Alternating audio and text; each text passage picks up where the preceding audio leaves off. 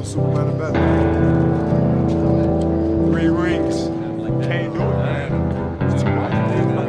Can't sum it up. Can't put it in words.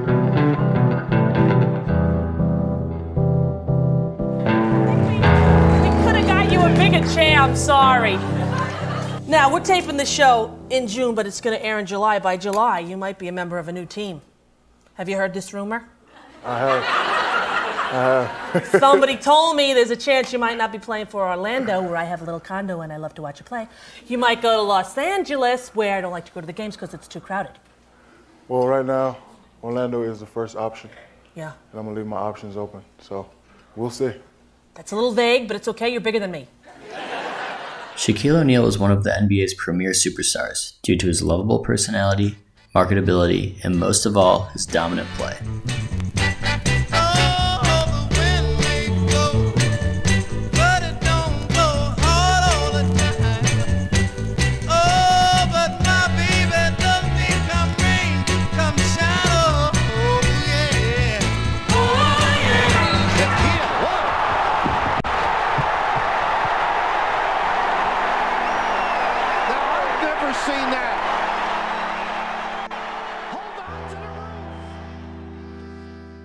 After the 1996 NBA season, O'Neal's fourth with the Orlando Magic, Shaq's contract expired, making him a free agent. Any team would have been happy to have him on their roster, but it seemed like there were only 2 serious possibilities for O'Neal. Either he stays in Orlando and continues to play for the franchise that drafted him, or he follows in the footsteps of past superstar big men Wilt Chamberlain and Kareem Abdul-Jabbar and join one of the league's most successful franchises, the Los Angeles Lakers. Many people thought O'Neal was always destined to leave Orlando for a bigger market, but the center's decision seemed to come down to 2 things: championships and money. There's only one thing in my head: the championship. The championship. Because I got 10 fingers and no rings. And I love jewelry. That's what's on my mind. The Lakers had potential to build a great team around O'Neal, but there was championship potential in Orlando too. Shaq had previously led the Magic to their first ever NBA Finals appearance in 1995, before being swept by Hakeem Olajuwon and the Houston Rockets. O'Neal's other deciding factor, money, was a straightforward request, but resulted in many more complications. O'Neal's camp wanted a contract worth around $150 million, more than any other player in the NBA. Shaq's talent was undeniable, but NBA front offices and fans alike questioned if there was anyone, period, who deserved a $150 million contract. The Magic countered the request with a deal worth $115 million over a span of 7 seasons. The Orlando Centennial ran a poll asking readers if they thought O'Neal was worth the $115 million contract, and the results were astounding. 91.3% of readers said no, while the remaining 8.7% said yes. Statisticians often look back at this poll as an example of poor data gathering, as voters who opposed the contract were far more likely to take the time to call in and express their discontent than those who may have been okay with O'Neal getting the deal. Regardless, many thought this poll was the final straw for O'Neal, who went on to sign a deal worth $120 million with the storied Los Angeles Lakers. After his retirement, O'Neal expressed regret in leaving Orlando. I think about that all the time. I try not to live my life now on the ifs and what it should have, but do I regret leaving here in 96? Yes. But what he was about to be a part of in Los Angeles would change the course of NBA history. Even though O'Neal was largely considered the biggest NBA offseason move of 1996, there was another new Laker ready to make his mark on the sport.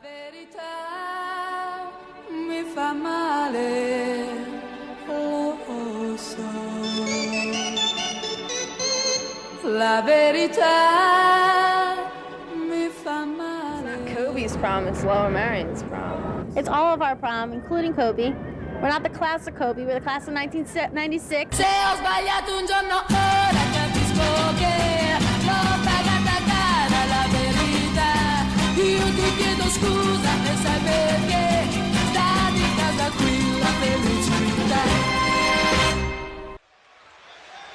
With the 13th pick in the 1996 NBA Draft, the Charlotte Hornets select Kobe Bryant from Lower Merion High School in Pennsylvania. Kobe Bryant was a high school phenom from Philadelphia, Pennsylvania. He was drafted 13th by the Charlotte Hornets, making him the first guard ever drafted straight from high school.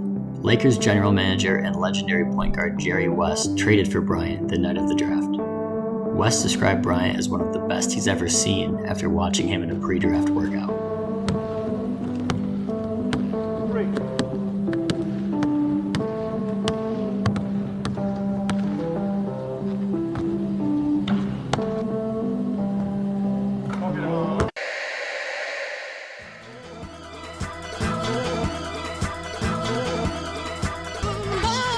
Over his first 2 seasons in the league, Bryant emerged as a star alongside O'Neal, earning comparisons to stars like Michael Jordan and Magic Johnson.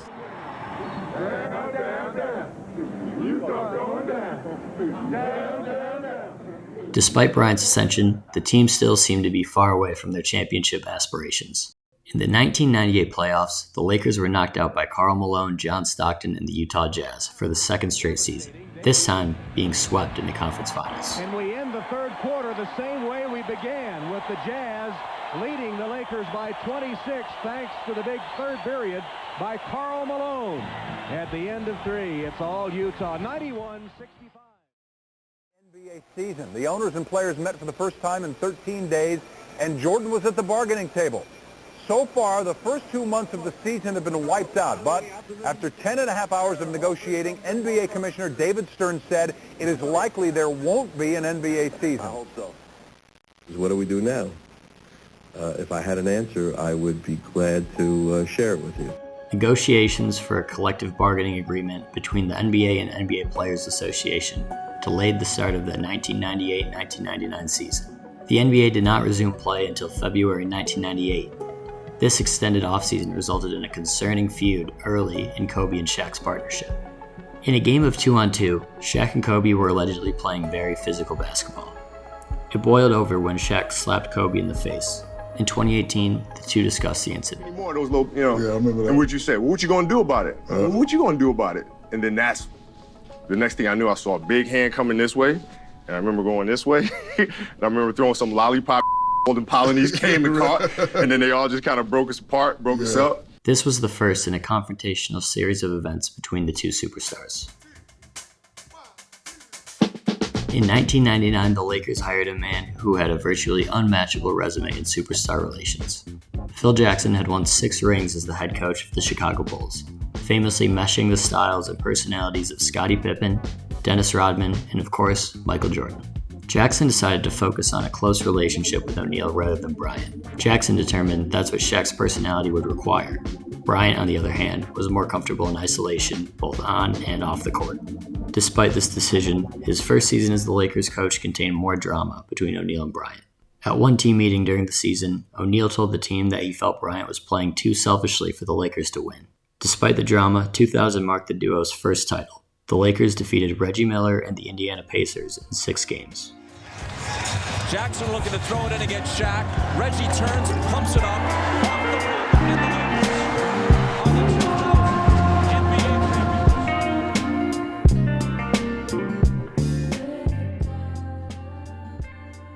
Despite the achievement, the title did not cool down the feud. Shaq spent the summer celebrating his long-awaited first ring, while Bryant spent his summer working more on his game. When it was time for the season to start, Kobe was frustrated that Shaq was not in basketball shape. O'Neal started the season off with some struggles. At some points, O'Neal recorded a field goal percentage less than 50% and a free throw percentage around an abysmal 20%. With this love fest that has broken out here at Staples. Oh, playing. You could hear that. You could hear that at Venice Beach. While O'Neal struggled, Bryant thrived.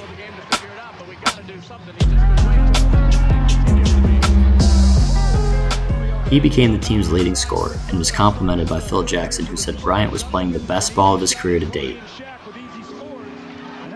In an early season blowout win against the Phoenix Suns, Bryant scored 38 points while O'Neal only put up 18. After the game, O'Neal requested a trade from the team. This request was not granted, and Phil Jackson called the feud between the two stars juvenile. Jerry West sat O'Neal down to talk to him about playing with superstars. West, who played with Laker greats Wilt Chamberlain and Elgin Baylor, said he also had personal rivalries with his teammates. However, West told Shaq that despite the rivalry, he had to stop being a baby and put the team's success first. As the season went on, many noticed a switch in O'Neal's frame of mind. This included Lakers legend Magic Johnson, who stated, "Shaq is saying it's me. I'm the one who has to get into shape."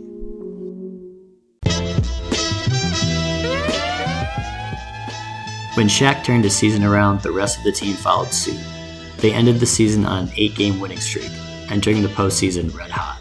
They only lost one game through the entire playoffs and defeated Allen Iverson and the Philadelphia 76ers in 5 games for their second straight championship.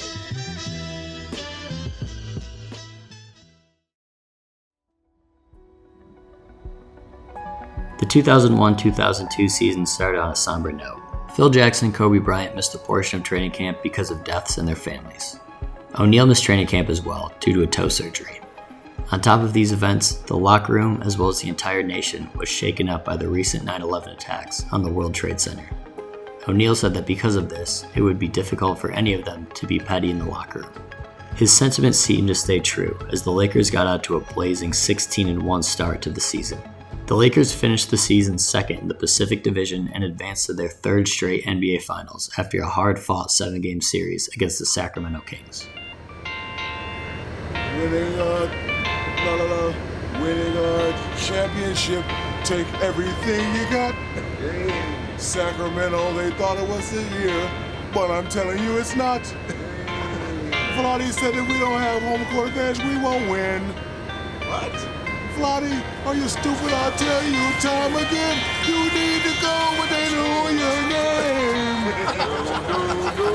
And the Lakers, we know how to play the game. You said that we would win at your place. Guess what? Kobe dunked it in your face. You need to go where people know your name. In the finals waiting for them was league MVP Jason Kidd and the New Jersey Nets, who were coming off their only 50-win season in franchise history. And he didn't try to set up anybody else. He took it to the corner, threw a double team, up and over one, and buries the biggest shot by far of the ball game.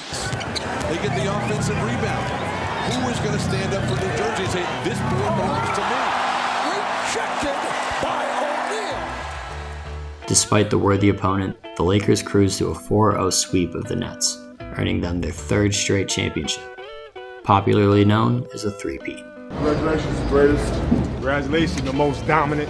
You take that jersey and put your own jersey on, player. About time now? Yeah. Holla! Holla! 1-2. Baddest duo ever, Superman and Batman. 3 rings. Can't do it, man. With the depth of talent in the league today, many think it could be a long time until we see another three-peat, if we ever do. Both Bryant and O'Neal had stellar performances in the 2002 finals. Kobe averaged 26.8 points, 5.8 rebounds, and 5.3 assists, while Shaq dominated with 36.3 points a game, 12.3 rebounds, and 2.8 blocks. O'Neal's performance earned him his 3rd straight NBA Finals MVP. The Detroit Pistons have just shocked the Los Angeles Lakers. 100-87 to win the NBA title. Throughout the following seasons, the feud between Bryant and O'Neal continued to flare up, leading to O'Neal being traded to the Miami Heat in 2005 after requesting a trade. 2002 was the last championship Bryant and O'Neal won together, but it was not the last ring for either. They've done it! They win their first championship in franchise history! As the buzzer sounds, it's official. The Lakers are NBA champions once again. LA wins the 2009 NBA title. The Lakers repeat back-to-back titles! The LA Lakers, the 2010 NBA champions!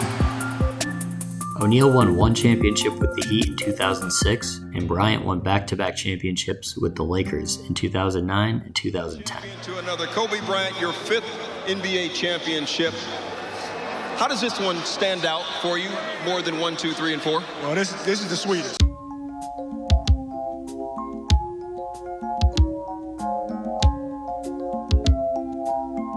O'Neal and Bryant's feud continued for a few seasons following their split. Never looked at it, looked right over the top of Kobe's head. Before the tip, you didn't even look at your former teammate, Kobe Bryant. Why not? shook everybody else's hand. Merry Christmas to everybody out there. The two ultimately put their differences aside.